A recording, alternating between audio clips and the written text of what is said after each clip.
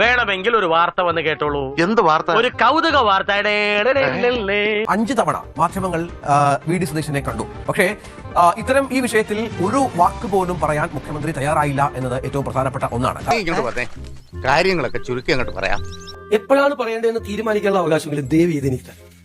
എന്നെ നിങ്ങൾക്ക് എല്ലാവർക്കും അറിയാലോ, ഞാൻ എങ്ങോട്ടും ഓടിപ്പോണ ആളല്ല. നിങ്ങൾക്ക് ചോദ്യം ചോദിക്കാനുള്ള അവകാശം പോലെ തന്നെ എനിക്ക് മറുപടി പറയാനുള്ള അവകാശം കൂടി എനിക്ക് തരണം. നമ്മൾ 3 പേരെ പോലുള്ള അവകാശം ഉണ്ട്.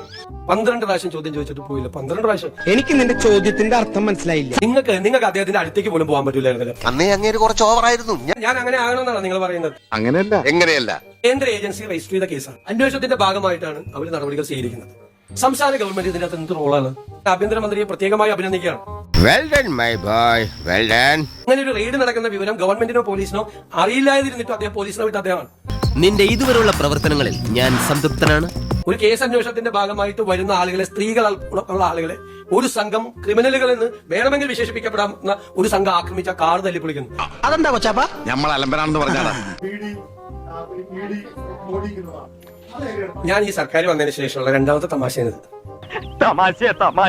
ആരാണ് പ്രധാനമന്ത്രിയെങ്കിലും പ്രധാനപ്പെട്ട മന്ത്രിമാരെ പോയി കാണുന്നത് കേട്ടസി കോളാണ്. 2 പ്രാവശ്യവും മുൻ മുഖ്യമന്ത്രി അത് ചെയ്തിട്ടുണ്ട് അദ്ദേഹത്തിന്റെ സമയത്ത്. കൂടുതൽ എന്നെ നാറ്റിക്കരുത്.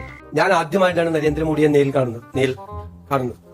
ഞാൻ ഉടനെ തന്നെ പറഞ്ഞു, പിണറായി വിജയന്റെ വീടൊന്ന് റെഡി ചെയ്യണം നാളെ ഇഡിയെ കൊണ്ട്. അപ്പൊ ഉടനെ മോഡി അപ്പൊ തന്നെ ഫോൺ എടുത്ത് കുത്തി. എന്നിട്ട് നാളെ രാവിലെ സതീശൻ വന്നിട്ട് ആദ്യമായിട്ട് ഒരു കാര്യം പറഞ്ഞു, എടാ നിനക്ക് ഒരു വാക്ക് പറയാൻ പാടില്ലായിരുന്നോ, നീ എന്റെ ആളാണെന്ന്.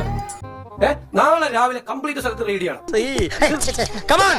അപ്പൊ നമ്മൾ ഒരു സ്ഥലത്ത് പോരാ, 12 സ്ഥലത്ത് ചെയ്യണം. ആ സതീശൻ പറഞ്ഞേക്കുന്നത് 12 സ്ഥലത്ത് റെഡി ചെയ്യാന്ന് പറഞ്ഞേക്കുന്നത്. അങ്ങനെ 12 സ്ഥലത്ത് റെഡി ചെയ്തു. ഇത് മുൻ മന്ത്രിമാർ ഉൾപ്പെടെയുള്ള ആളുകൾ വരെ വന്ന് പത്രക്കാരോട് പറയാണ്.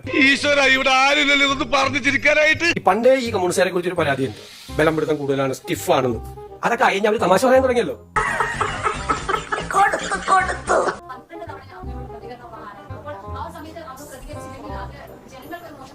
ഇപ്പൊ ഇത്ര നേരം ഉറങ്ങുമായിരുന്നു അവിടെ ഇരുന്ന്. ആരോട് ഇതിങ്ങനെ എത്ര വട്ടം പറഞ്ഞു? കിട്ടിയാ? ഇല്ല, ചോദിച്ചു വാങ്ങിച്ചു. പോവാ. ഇന്നത്തെ വീഡിയോ നിങ്ങൾക്ക് എല്ലാവർക്കും ഇഷ്ടപ്പെട്ടെന്ന് കരുതുന്നു. ഇഷ്ടപ്പെട്ടെങ്കിൽ ലൈക്ക് ചെയ്യുക, ഷെയർ ചെയ്യുക, സബ്സ്ക്രൈബ് ചെയ്യുക.